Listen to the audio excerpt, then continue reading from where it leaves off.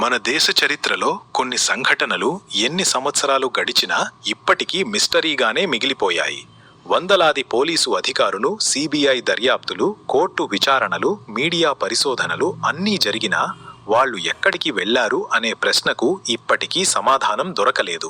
ఈ రోజు భారత్లో అదృశ్యమైన, దేశవ్యాప్తంగా సంచలనం సృష్టించిన 5 ప్రముఖ వ్యక్తుల కథలు తెలుసుకుందాం.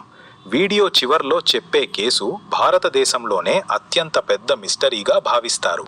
అయితే ప్రారంభిద్దాం.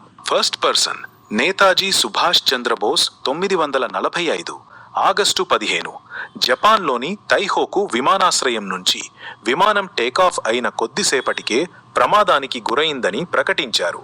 అందులో ఆజాద్ హింద్ ఫౌజ్ నాయకుడు నేతాజీ సుభాష్ చంద్రబోస్ ఉన్నారని చెప్పారు. జపాన్ అధికారులు ఆ ప్రమాదంలో నేతాజీ మరణించారని ప్రకటించారు. కానీ ఆయన మృతదేహాన్ని భారత్కు ఎప్పుడూ తీసుకురాలేదు.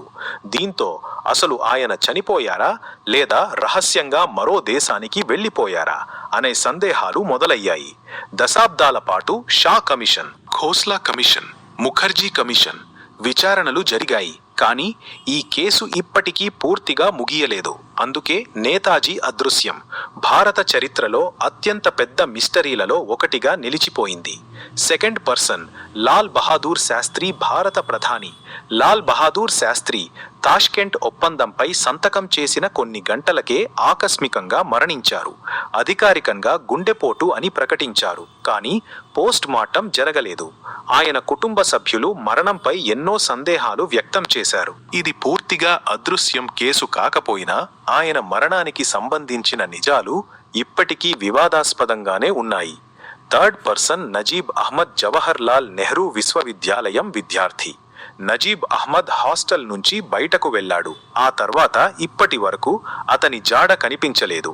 సిబిఐ దర్యాప్తు చేసింది. వేలాది పోస్టర్లు, వందలాది తనిఖీలు, దేశవ్యాప్తంగా శోధనలు జరిగాయి. అయినా నజీబ్ ఎక్కడికి వెళ్లాడో ఎవరూ చెప్పలేకపోయారు. ఈ కేసు దేశవ్యాప్తంగా విద్యార్థి ఉద్యమాలకు కారణమైంది. Fourth Sheena Bora case. 2018లో షీనా బోరా ఒక్కసారిగా కనిపించకుండా పోయింది. కొంతకాలం ఆమె విదేశాలకు వెళ్ళిందని అందరూ నమ్మారు. కానీ 2015లో ఈ కేసు దేశాన్ని కుదిపేసింది. దర్యాప్తులో ఆమె హత్యకు గురైనట్లు పోలీసులు ఆరోపించారు. ఈ కేసులో కుటుంబ సభ్యులపై కూడా ఆరోపణలు రావడం దేశవ్యాప్తంగా సంచలనంగా మారింది. ఈ ఘటన అదృశ్యం వెనుక ఎంత పెద్ద నేరం దాగి ఉండొచ్చో చూపించింది. కొన్ని సందర్భాల్లో ప్రముఖ వ్యక్తుల గురించి అనేక వదంతులు వ్యాపిస్తాయి.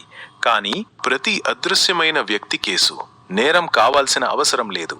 చాలామంది వ్యక్తిగత కారణాలతో లేదా ప్రమాదాల వల్ల ఎప్పటికీ కనిపించకుండా పోయిన ఘటనలు ఉన్నాయి. అందుకే ప్రతి కేసును పోలీసులు వేర్వేరుగా పరిశీలిస్తారు. దేశ చరిత్రలో అల్లర్లు, సామూహిక హింస, ప్రకృతి వైపరీత్యాల సమయంలో వందలాది మంది కనిపించకుండా పోయిన సంఘటనలు ఉన్నాయి. వీరిలో కొందరి గురించి ఇప్పటికీ అధికారిక సమాచారం పూర్తిగా లభించలేదు.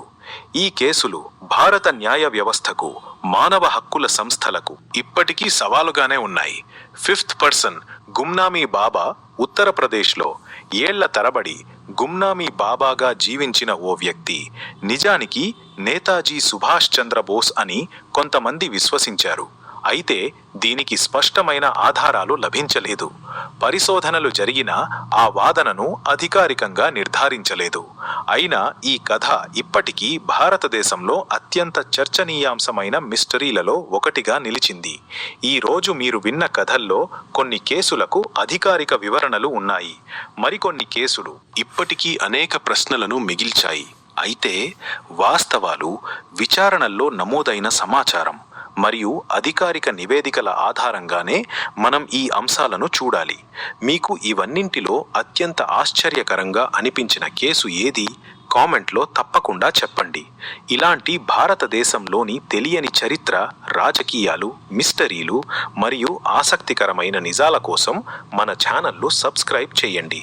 మరో ఆసక్తికరమైన వీడియోతో మళ్ళీ కలుద్దాం. ధన్యవాదాలు.